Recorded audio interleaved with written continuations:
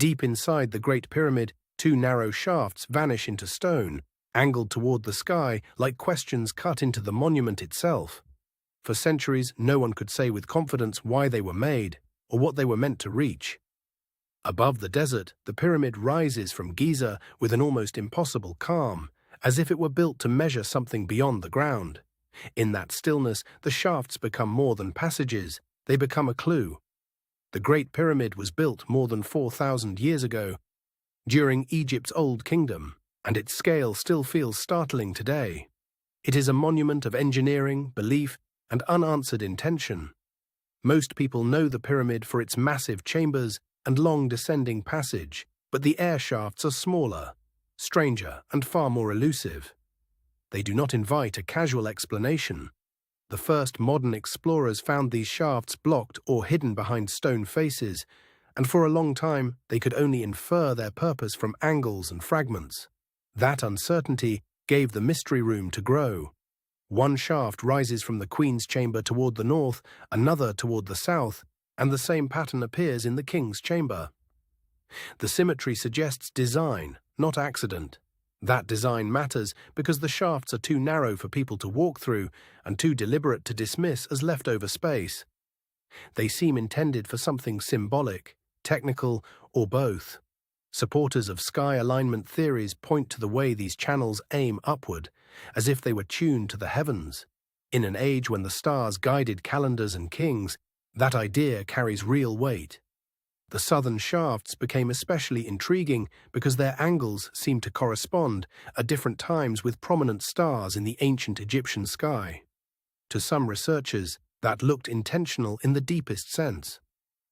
The idea is simple and unsettling at once. If the shafts marked stars, then the pyramid was not only a tomb or monument, but a machine for orientation between earth and heaven. That possibility changes everything. In the 1990s, small robotic probes entered the shafts and revealed something even stranger at their ends: tiny blocking stones and hidden doors. The monument seemed to be guarding its own secrets. Those discoveries revived the old question of purpose, because the shafts were not simply open channels to the outside. They were carefully finished, narrowed, and ended with purpose-built closures. At that point, the mystery stopped being about whether the shafts existed and became about why such effort was spent on features so few people would ever see. Hidden design often means hidden meaning. The Great Pyramid is full of precision that still draws attention. Enormous blocks, fitted with remarkable care, straight lines, and angles that seem measured rather than guessed. The shafts belong to that same disciplined world. Some researchers see the shafts as part of a larger sky map piece encoded in stone, a way of linking the pharaoh's journey with the fixed stars. In that reading, the pyramid becomes a ceremonial instrument. Others point out that ancient Egyptian religion already placed the dead king among the imperishable stars, so a stellar function would fit the culture. The mystery is not whether the sky mattered, but how literally it was built into the monument. That is where the most compelling detail enters. The shafts are not random tunnels, but narrow angled lines with a destination in mind.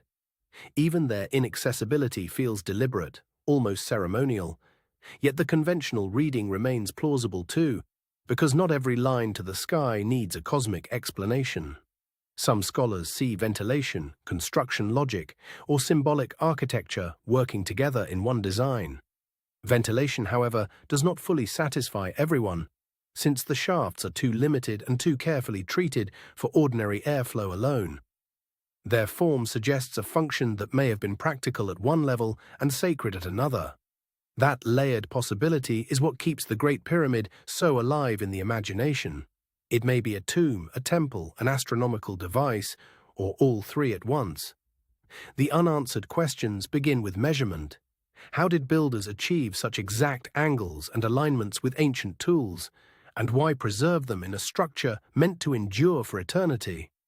Then there is the matter of access, because the shafts were not obvious public features, but concealed channels inside a sealed mountain of stone.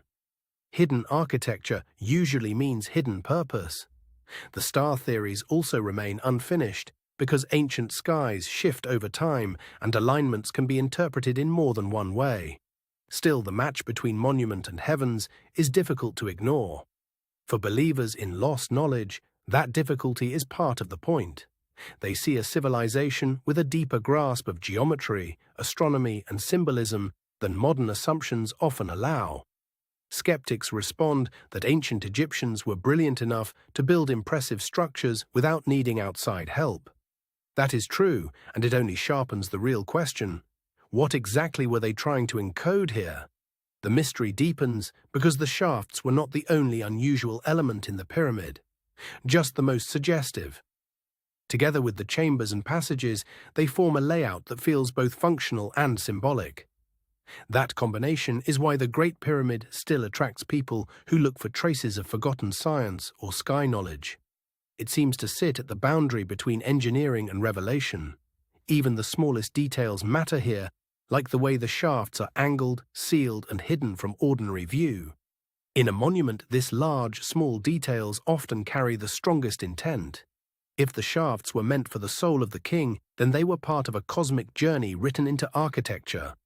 If they served a technical purpose, that purpose was wrapped in sacred language. Either way, the Great Pyramid refuses to be reduced to a simple answer.